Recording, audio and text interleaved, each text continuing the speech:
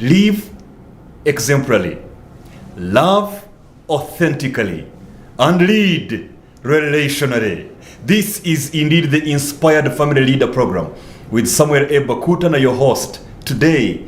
And I want to say good morning, good afternoon, good evening, depending on where you are watching us from around the world. This program exists to challenge, to equip, and to encourage men, particularly, to strengthen their family leadership capacity for national transformation. And you are very welcome to today's episode 23. It's been quite a journey. And you know that last Saturday, for some of you who were watching, we focused on preparing boys for family leadership. And we hosted Madame Ivas Kansime Atwine, the Executive Director of ICFC, the International Center for Mental Health and Family Care. And so today we are having the same topic, this time from a man's perspective. So we heard from a woman's perspective. Today we want to hear from a man's perspective what it means to prepare the boy for family leadership. You know, the other time when you did something before you were ready for it, what were the results? What happens when you get into something you have not prepared for? When you get into the interview room when you have not prepared for it? When you get into an exam before you do the revision? When you start a job when you are not prepared? Many times, whenever there is no preparation, definitely there is a feeling of insufficiency, a feeling of inadequacy, and many times it is seen in the results that are produced. So today, to talk about this very important topic is none other than our awesome guest who has been here before, the Reverend Canon Geoffrey Byarugaba, who is the provincial chairman for the House of Clergy. And so here he is with us. I would like us to welcome him. The way we often do it in conferences, in workshops, in seminars, wherever you are right there, put your hands together and welcome Rev Jeff. Thank you. Thank you. You're very welcome, Canon. Thank you, Samuel. And thank you very much for keeping the fire burning, preparing leaders at very basic and important levels, at the family level. At the family level. Of course, from the family, then it goes into the church and the community and the globe. As the family is, so shall the nation be. True, indeed. Yeah. And all the people who go to education, to celebration industry, where we have arts, culture, sports, entertainment, those who go to politics and governance, those who go to every sphere of influence, actually come from a family. They come from home. And that's why this program is focusing on equipping the leaders for this family. And it's very, very strategic. I would like to thank you. You were led of the Lord to focus on the family, which is not only the manufacturing ground for human beings, but is also the nursery bed for leaders. Exactly.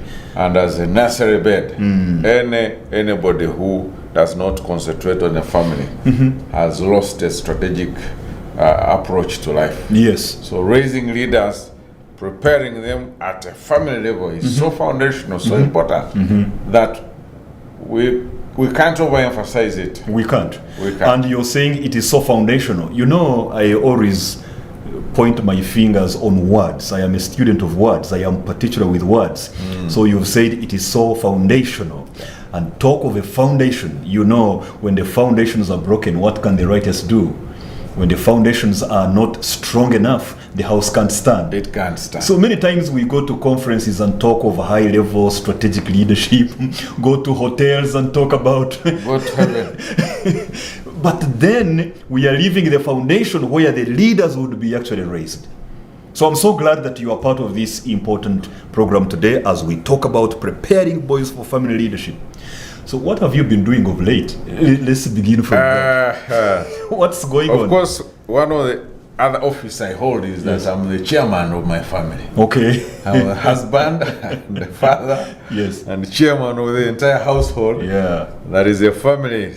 There's a government at the family level. There's an economy at the family level. Yes. There's a culture at the family level. There's a production of goods and services at the family level. Yes. So I'm the CEO of the Byarugaba family Incorporated. I think you're already, sharing very critical nuggets here that at the family level, there is or there should be a government. Yeah. So there should be family governance. Yes. 2, there is an economy. So there should be a family economy that is strong. Yes. So that even if that a national viable. economy is fledgling and struggling, somewhere, somehow, the family economy is thriving. You've also talked about culture. So this institution called family should be having an organizational culture. Exactly. In this family, we do things this way.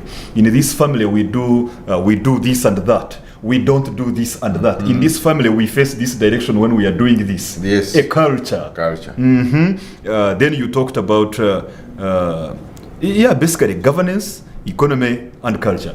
So that's what you've been doing. You've been chairing the family government. Yes.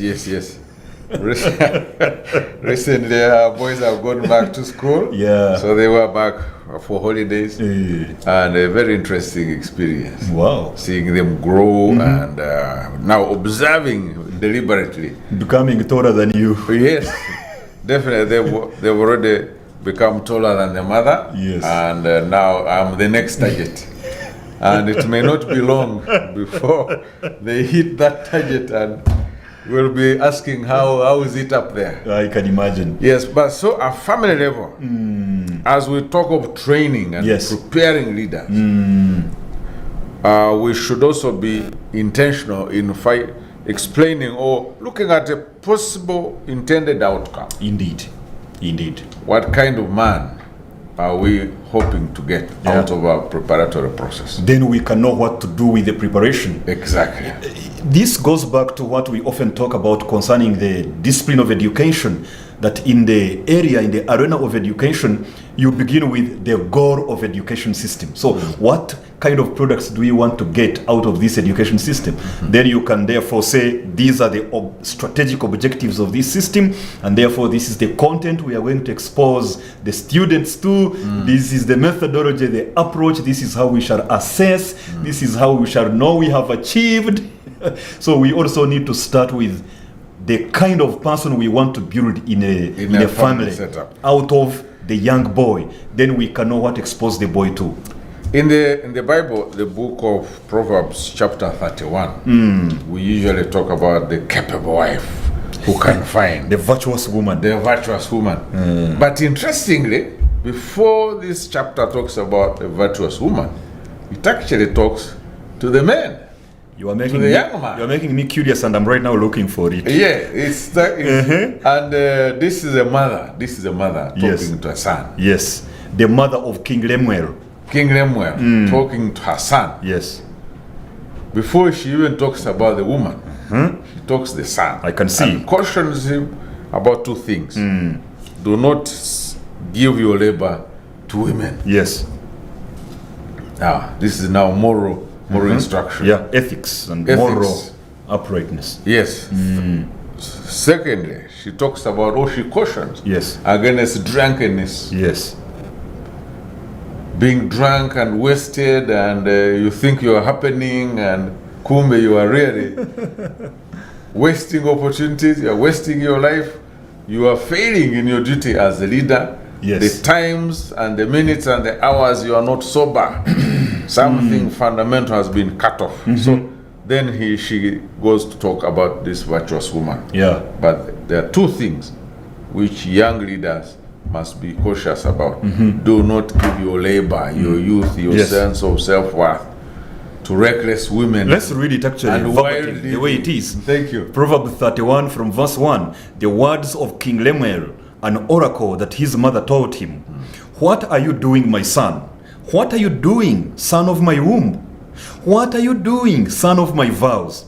Do not give your strength to women, your ways to those who destroy kings. It is not for kings, O my son.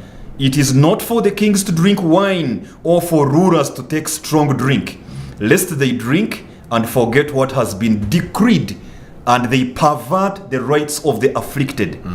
Give strong drink to the one who is perishing, and wine to those who are in bitter distress. Let them drink and forget their poverty and remember their misery no more. Rather, open your mouth for the mute, for the rights of all who are destitute.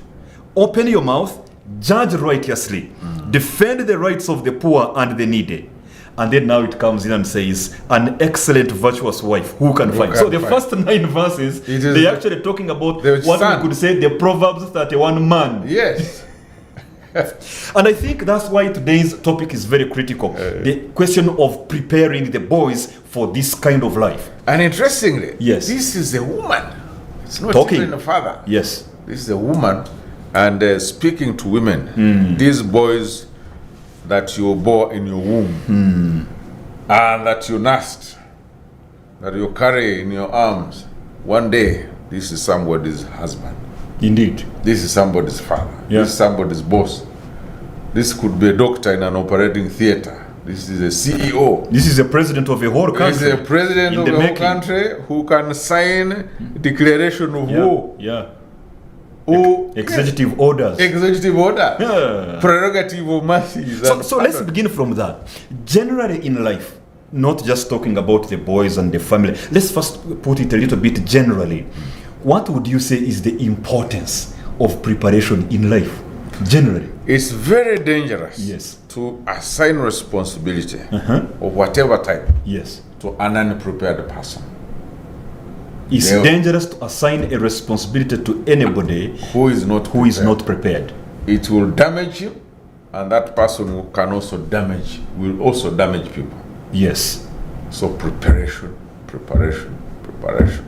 If you've not prepared them, don't assign them any responsibility.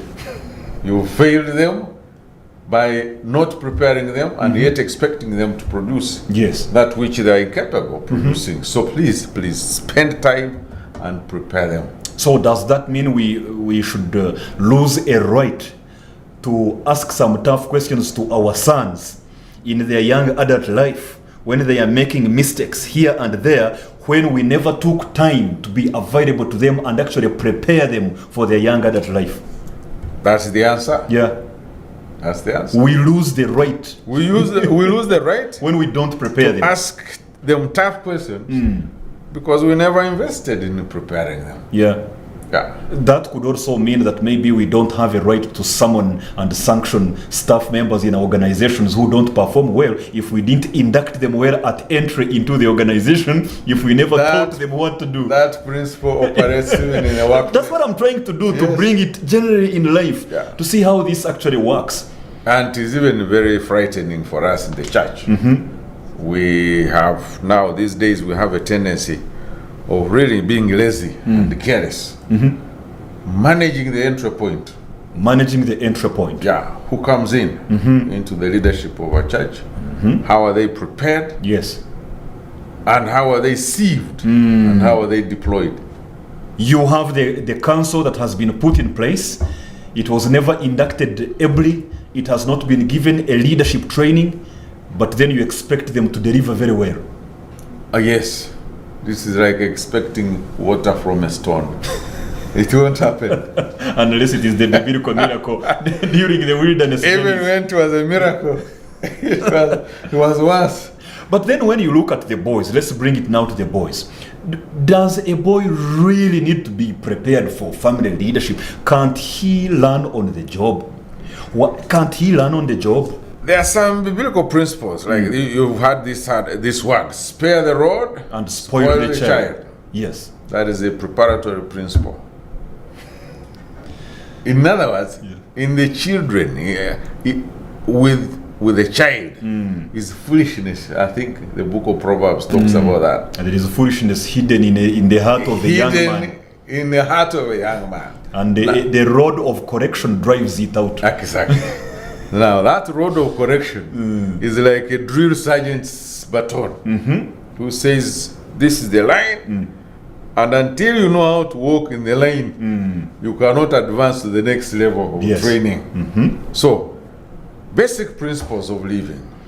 if you are to get a leader, and leadership is really high currency. Yes, it's high currency. High currency.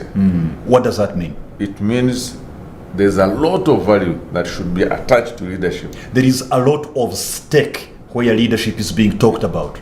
The stakes are high. And where it is absent, yes, the cost is very expensive. Cost is high. So we had better invest in leadership, because lack of leadership is very expensive. Yeah. To a country, to a culture, even to a race. We've heard of Africa having had 400 years of slave trade.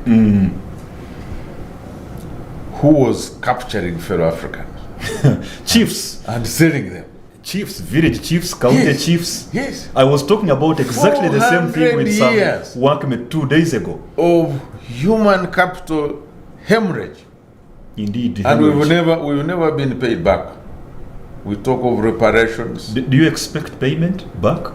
We had better. Of course, when you look at the international races, Commonwealth, Olympics, these runners, athletics, from Brazil, from the Caribbean, from the US, these are Africans, and Africa never gets the credit. I saw the French team, the team of France, when it won the World Cup. I think over half. No, much more. Yes. Canon, it was like 90%. They were all, dark skinned. So somebody made a terrible comment. He said, "We congratulate Africa for winning the World Cup for France while being residents in France." So that 400 years of human capital hemorrhage was based on the fact that there was lack of leadership on the African continent. Yes, I hear you. So where there is no preparation, if this boy is not prepared, he will never become a good family leader. And where a family is lacking leadership, there will be hemorrhage of all kinds. Resources, time, wisdom, everything. Opportunity. Yes. So, preparation that intends to bring out an adult, a man. I called him a godly man and a manly man. A godly man and a manly man. Man. What's the difference? There's a difference. A man in terms of character. Okay. There are some. These days we are raising wishy-washy wimps for people. Vegetable cowards. Cowards. People who can't even attempt anything new and hard. Because life is difficult. They are crybabies. They are preserving their life. They want to see the future.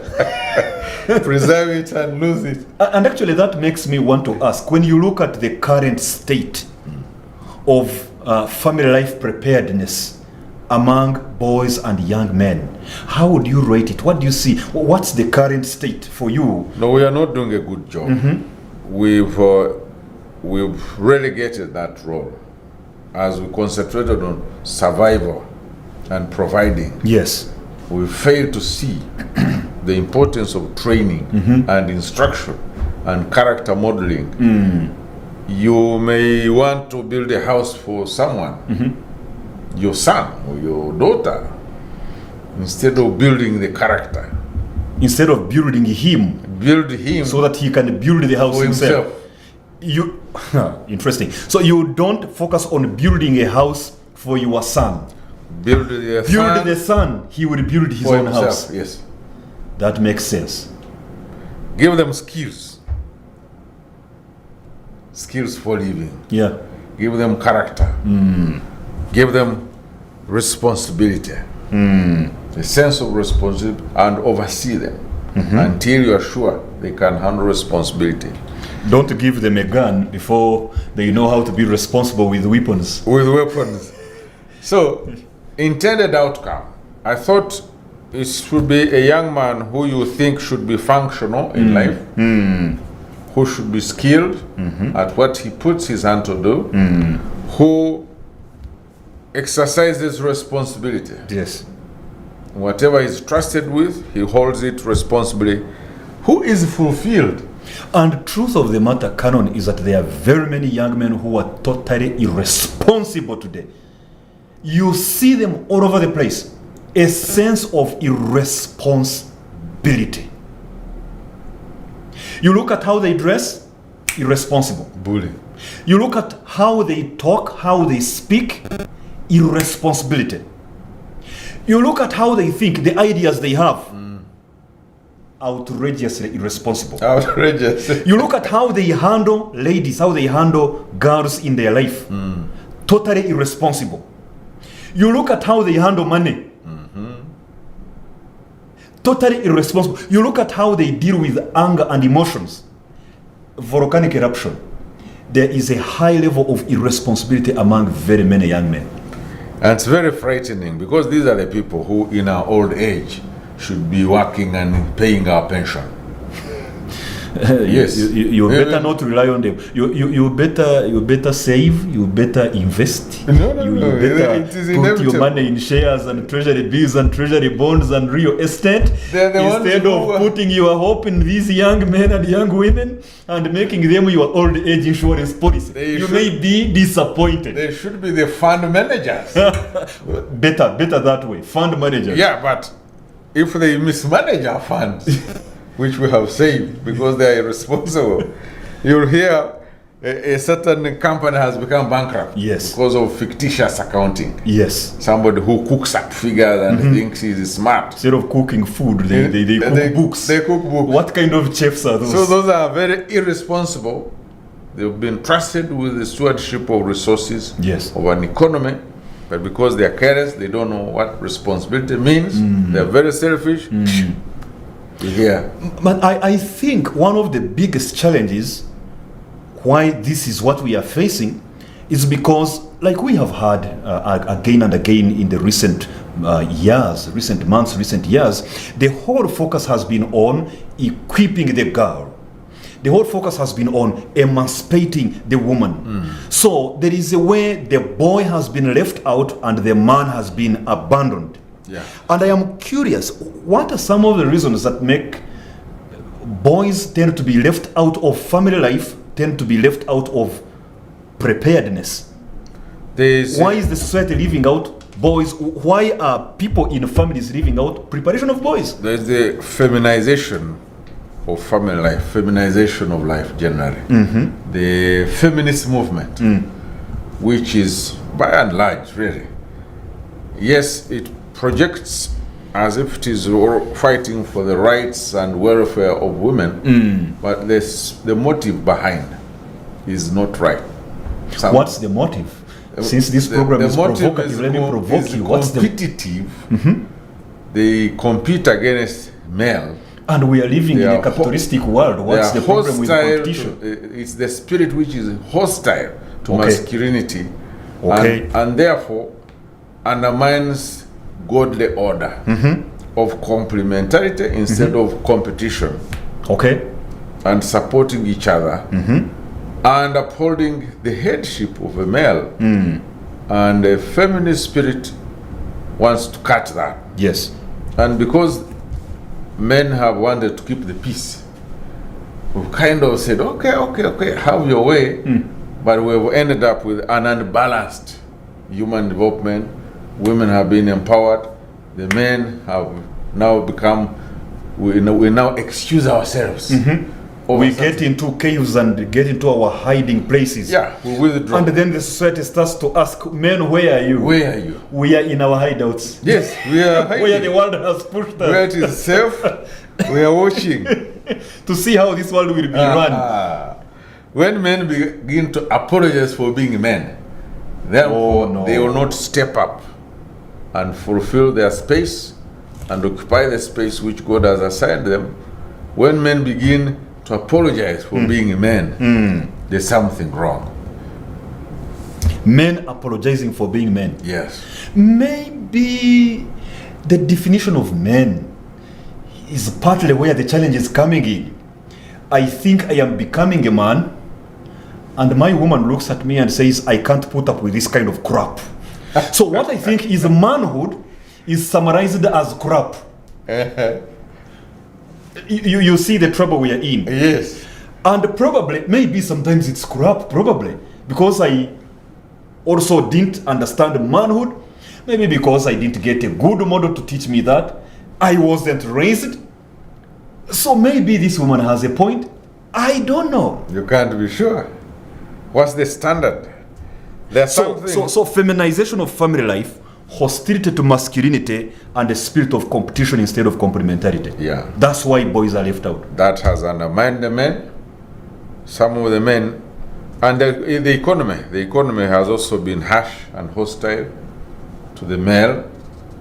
Isn't it hostile to everybody, male and female? Yeah, more especially hostile to the man, because by nature we are providers. Yeah. If you are incapable of providing, it's something that has been really ripped out of you, and your sense of confidence and sense of self-worth. Men want to be needed. They want to be needed. And that's where the feminists will come up and say, needed for what reason? You are on a sperm donor, you are on a nothing, we can do without you. I heard one say that men are biological mistakes. You hear? Biological mistake. That's what a certain woman said. So when you are in a book, in such an environment that is hostile, for the men who are peaceful, they will withdraw. Okay. And you'll see society moving in and out, moving in your circles, muchaka. And the men who are not peaceful, what will they do? They also some of them become very radical, and they go the extra mile instead of being balanced. They can go to an extreme also, which is also not right. And I will be honest with you, Canon, that I am a little bit worried about that group number 2, that second group, that latter group, because I'm sensing it. I deal with men all over the country, again and again. I meet them in their forums. I talk with them in conferences. I meet them in fellowships. I talk with them one-on-one. Canon, let me tell you, you are a man of God in the church. You better pray that in the next 5 to 10 years, we won't see a volcanic eruption of men who have a spirit of revenge. Because many men are so bitter, many men are so disappointed, many men feel like they want to now come out and revenge against a movement they have tolerated for long. And I think that's very dangerous for our world. It's very dangerous. It's very dangerous. So, training the head, the hand, the head, the heart. But whose responsibility is this? Whose responsibility is it to prepare a boy for family leadership? It's the adult world. The adult world. That is the adult people in the boy's life. Mother and father, uncles, teachers, the community leader, opinion leader. All those are the training instructors in word and more so in deed and modeling.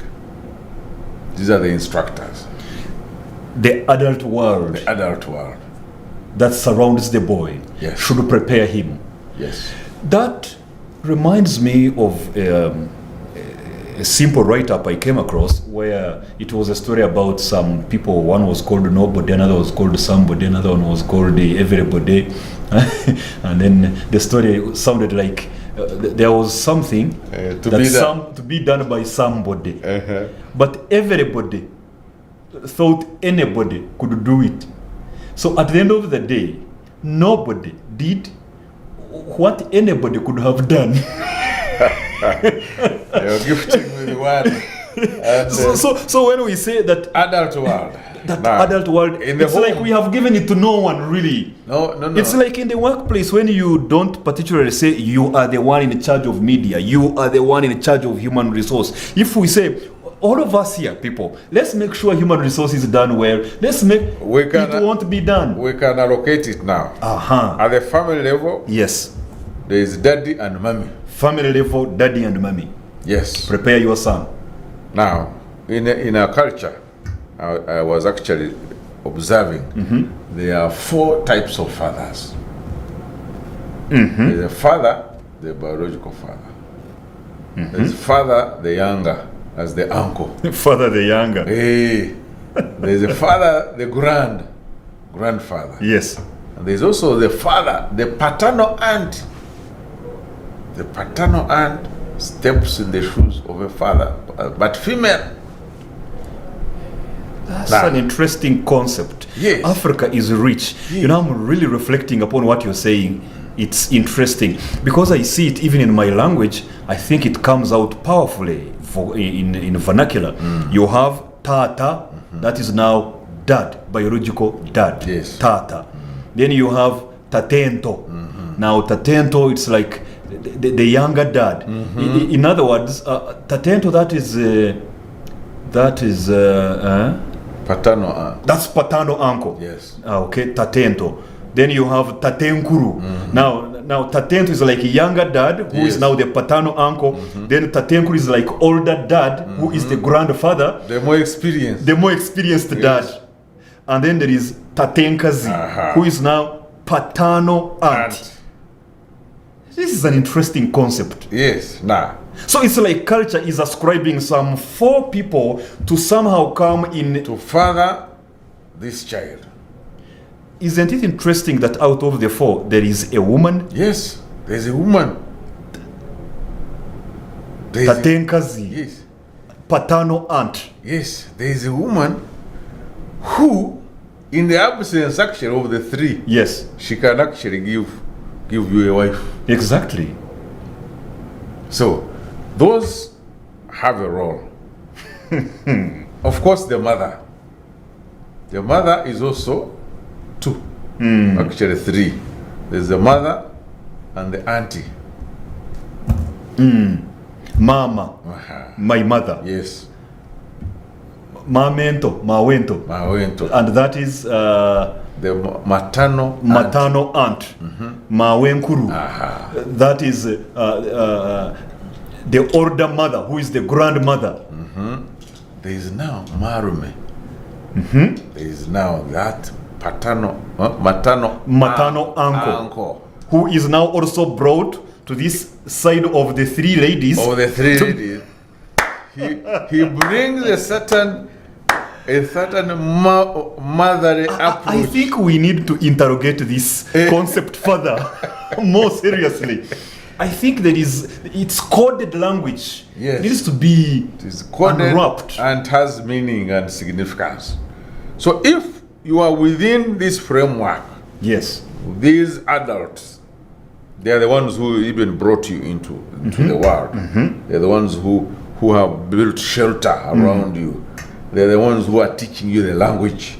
They're the ones who are covering you and walking with you from place to place, who have given you identity and location in the humanity, the sea of humanity. They are the ones who have given you the gene pool. Yes. Now, they have a right over your life. No, say that again to the young men who are watching right They now. have a right. Face into that camera and speak to the young men about what you just said. Responsible for your existence on earth have a right over your life. Explain which kind of right. They have a right. Actually, it's very interesting. They gave birth to you. Yes. You can't do it to them. You can't give birth to them. You can't give birth to them. They stand in a divine position. Okay. Actually, in the catechism we teach, the God of a child is daddy and mommy. There's a way in which your parents stand in the position of God. In a sense of symbolism and the figurative sense, right? Because God stays God. Yes, but it is actually not just figurative. It is more. Because God has ordained your blessing, yes, even your curse, yes, to be associated with your parents. Who cooperate with God in co-creation. They are co-creators with God. Yeah. That's a very, very serious role and responsibility. Co-creators with God. And these men and women can speak life into you, so you better pay attention. That's critical and important. You better pay attention. Yet they are the very ones who are not preparing this young man. Now, woe unto you if the people who should be preparing you are not doing their job. Or maybe woe unto them. Why should it be unto me? No. If they are not paying... We are coming to them. Yes. Because if they don't do their role, they too will, of course, reap the consequences of having a generation that is irresponsible, that is going to... They can't bequeath the future to them because they are not prepared. But if they don't play their role, there is going to be a significant gap. Your generation will not inherit. There is going to be a significant gap. Yeah. They will raise unprepared sons, unprepared daughters. And they will be disasters. When you talk about that, can you look at a boy and tell that this boy is not ready for leading a family? Let's use the language of signs and symptoms like we used to say in science. What are the signs and symptoms of a boy who is not ready to lead a family? I think this can help some young ladies that are out there as they get some potential suitors. What should they look at to know that this young man here is not ready to lead a family? I should not be going with him. What are the signs and symptoms? You look at the visible parts first. Begin with the visible things. The grooming. Appearance. Grooming and appearance. Is this fellow responsible for his body? Does he bathe? Is his hair kept? Yes. Does he take care of his nails? Does he brush his teeth? Does he brush his teeth and tongue? How does he smell? Is he a biological weapon? of mass destruction. Mass destruction. Body grooming. Body grooming. The way he dresses. Yes. And conducts himself. Yes. You look at social etiquette. The manners in public. Manners. Social graces. Does he have his way? Is he polite? Is he courteous? Is he gracious? Does he have social intelligence? Emotional intelligence? In other words, how does he handle his anger? How does he handle his emotional intelligence? Those are the visible ones. Even maybe how he takes responsibility. Now, we haven't even come there yet. Oh, we are still on the visible. Yes. Yes. This is now the envelope. Now, this envelope should also be enticing, should be attractive. If the envelope is not nice looking, we won't run to look at the contents of the envelope. You don't even have the time to look at the contents. But the Bible says God looks at the heart. Yes, but we are not God. We are not God. We may not we don't move around with scanners to know your heart. We may not even stay around. Brother, you may be in trouble if you're not paying attention to what we are saying right now. Yes. So, grooming, body management, social graces, etiquette. Now you come into the character. Once you sit with this guy, does he have a vision in life? Does he have a mission? Or is just drifting? Aimlessly through life? Whatever comes his way. So, a man without a mission in life is a liability. That's a quotable quote. A man without a mission in life is a liability. Is a liability. Liability to his generation, liability to his family, of course, liability to his mother. Yeah. Why not his father? The father is the father may say, I gave up. I even didn't try. But the mother, has invested a lot more than a father. You know, there are some fathers who just scatter their seed in the wild. They don't even know how many children they have fathered.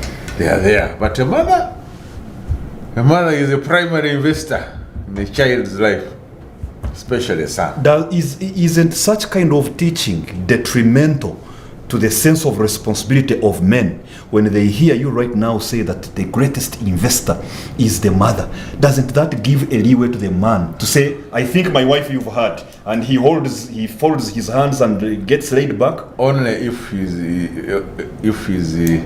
let me not use a very hard word, if he's not a responsible father. Because a responsible father minds. But the message you've just given him says the mother is the chief investor in the child. Is more maybe we need to add a disclaimer to that or something. He is more personally invested. Yes. But by the way, it is most likely, unless she has given birth in a hospital and there's a possibility of interchanging babies, you cannot mistake a mother. But a father, there could be some debate. You may have to go for DNA. We shouldn't go that way. So the envelope, we've looked at the envelope, the grooming, the social etiquette, the social grace, the emotional intelligence as signs and symptoms for a boy that may not be ready for family leadership. Now we go into character. Inside, the character, the vision, the mission. Vision, mission. Is this fellow going somewhere in life? How do you tell that a fellow is going somewhere? Through conversation. Okay. And as you interact with him and get to see his decision making. What is his attitude towards work? Does he have a strong work ethic? Because work is honorable, work is God ordained, work will remove all sorts of bad things. It will take away hunger, it will take away poverty. Work. God created us. We are work machines. Look at these hands.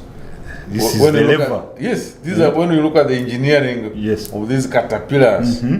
They are based on the human body. Yes, it's the human body. The science of the human body. Exactly. You have the fulcrum here. You have the load here. The load, and then you have these muscles. Yes, it's the pulley. Now, work ethic. Does this young man take work? Does he have the right attitude towards work? Is he hardworking? Does he take time to plan his life and his work life? Does he engage in fruitful ventures, or is just wasting away? But he has no job. So how does he get involved in fruitful ventures? He is unemployed. What do you mean he's unemployed? Nobody has called him to give him a title to start working and earn money at the end of the month. There is such a thing as entrepreneurship. Yeah. The way you organize factors of production. It begins in your mind. Brain capital. Yes. Miles Monroe says that unemployment is lazy thinking. Yeah, it is lazy thinking. That's hard. And it sounds quite insensitive to people who are unemployed. Well, you know, sometimes the people who will be useful to you are those who may be considered insensitive. Okay. Those who pour reality before you and push you out. And find a way to deal with it. Yes. Wake you up.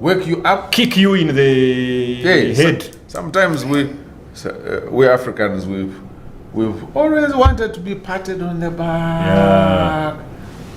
And we need somebody to speak truth to us. Work ethic. Work ethic. If this fellow hates work, he doesn't want to get dirty. He doesn't want to be engaged. He wants to be resting all the time. And you know, when you are resting, you need resources to spend. When you rest, when you over-rest, you rust. You rust. Things like courage. Courage. Is he courageous? Courage. You know, courage. When you find somebody who's focused, and he has courage, and there's somebody who believes in him, you'll find him trying to go through such a wall, and he will actually go through it. Courage looks at I hope he stays alive thereafter. Courage bangs into walls. Courage looks at possibilities and doesn't take a no for an answer when you are still alive. Yeah. Courage.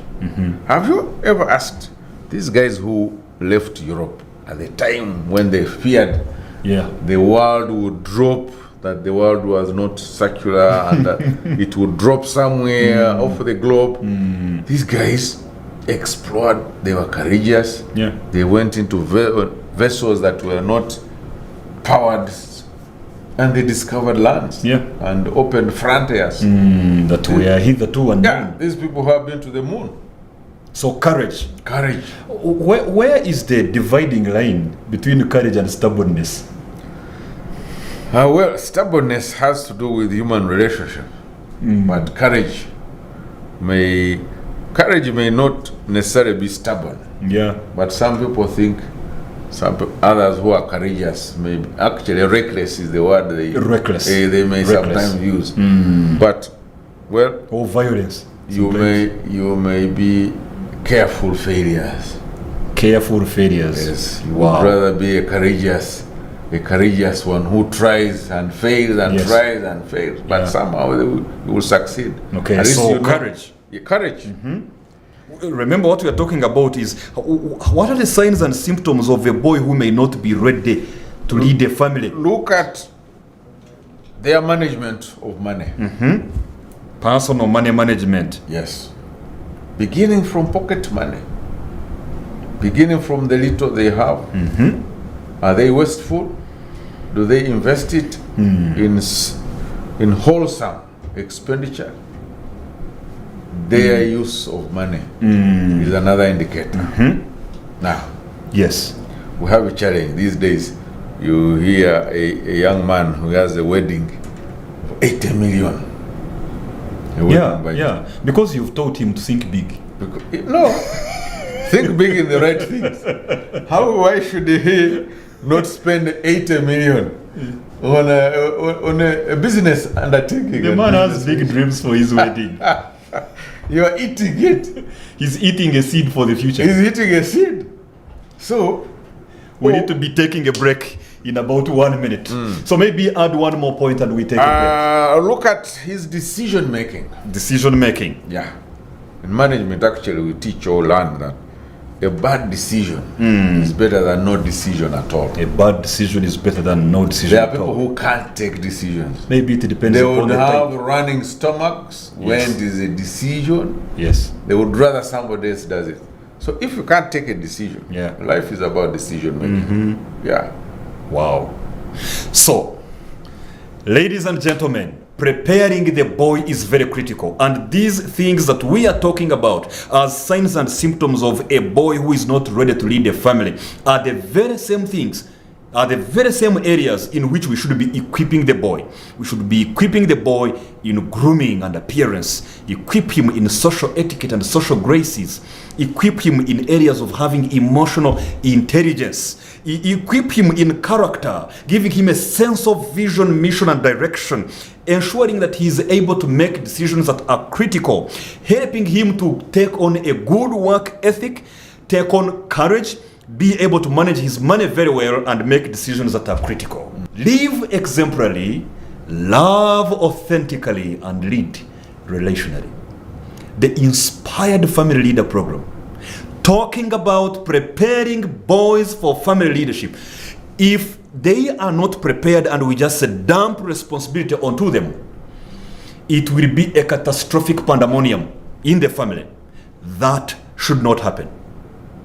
So when we took a break, we were looking at the signs and symptoms of a young man who is not ready to lead the family. How do you look at him and know that this one, he's not ready? And thereby making those the pillars of preparation for that very young man. So we want to continue that. Jeff.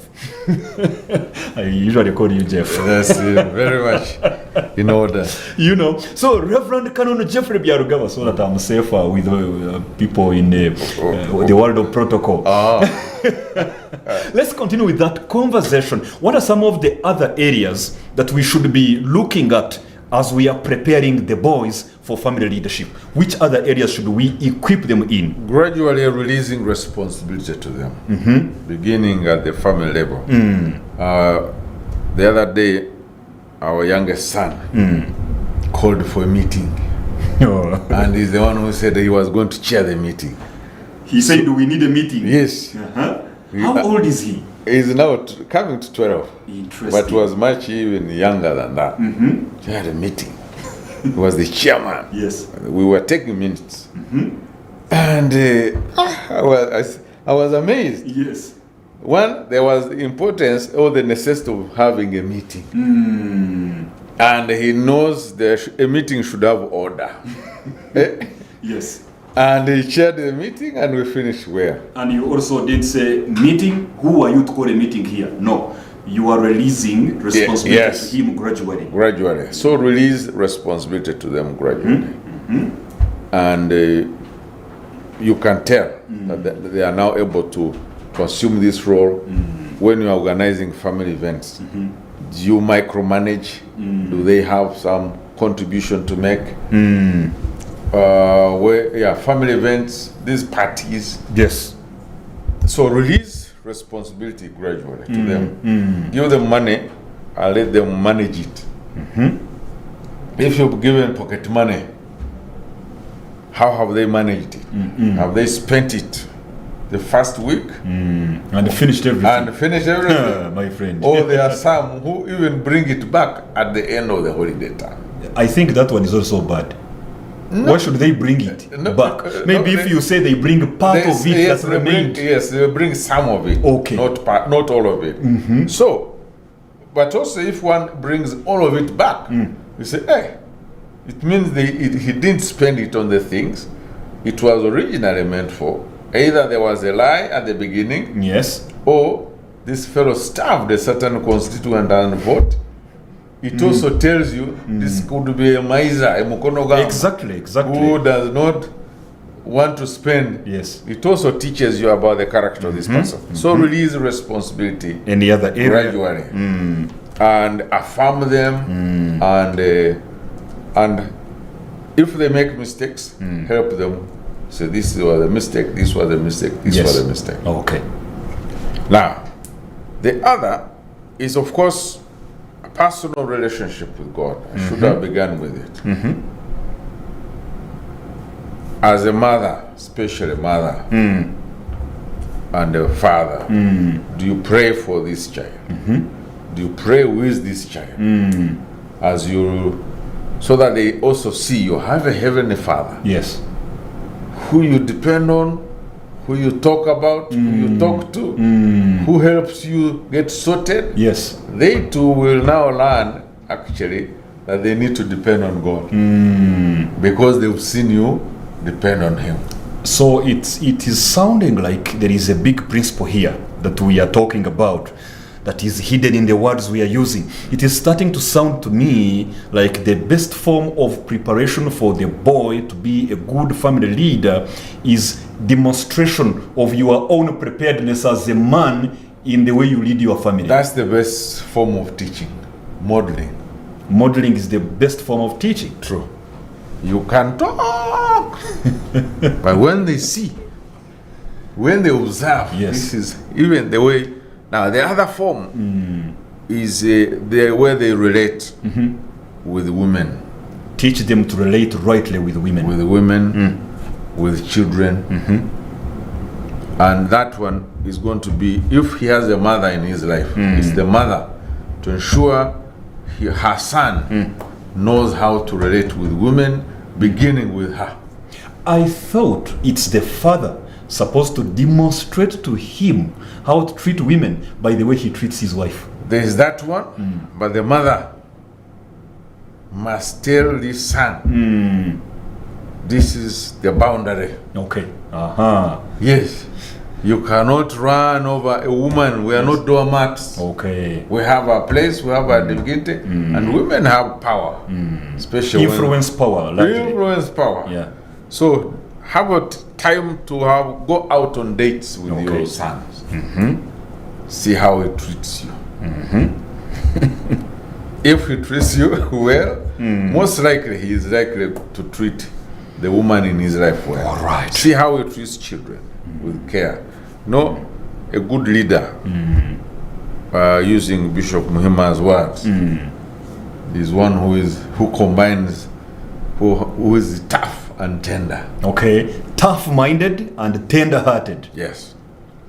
And it was said of David at the end of his life that he shepherded Israel out of the integrity of his heart, skillful hands, skillfulness of and the integrity of heart. Powerful. Integrity, wholeness, with no gaps. Okay. Intellectually, no gaps. Emotionally, no gaps. Socially, no gaps. Financially, you know, so financial gaps will eat at the self-confidence of a man.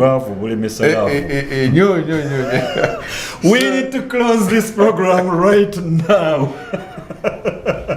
And I wish we had 2 more hours. But now let's say this one more thing before we bring this to a logical close. Now there is this young man who has been watching us today, and he listens to all this, and he says, "Now I don't have a father in my life, whether he is physically present but absent, in practice, or he's physically absent, maybe he died. And he also says, I don't have male figures in my life, models that are preparing me. I have nowhere where I'm really learning from. I am on my own like a duckling. So that young man watching, what does he do so as to prepare himself? If we could say that, then we'll close the program. Let him pray to God to get someone in his life to be that kind of father that he currently doesn't have. Second, I would ask him to read the Bible, beginning with the book of Proverbs. He shouldn't read it the way somebody who opened coincidentally, then he says, and Judas killed himself. No. Then he opened again, and Jesus wept. Let him read the Bible and the book of Proverbs. Yes. He will be wise. Indeed. It's a book of wisdom. Yes. But also, let him look for a church. A church is likely to have some men. We have like the ministry you lead, Fathers Union. And I really would like to have, I thank you for the leadership, and I pray that you expand it to every church, every corner of Uganda, to have fathers that are wholesome, that assume responsibility. Yeah. Awesome. Thank you very much. Ladies and gentlemen, that marks the end of our program today about preparing boys for family leadership.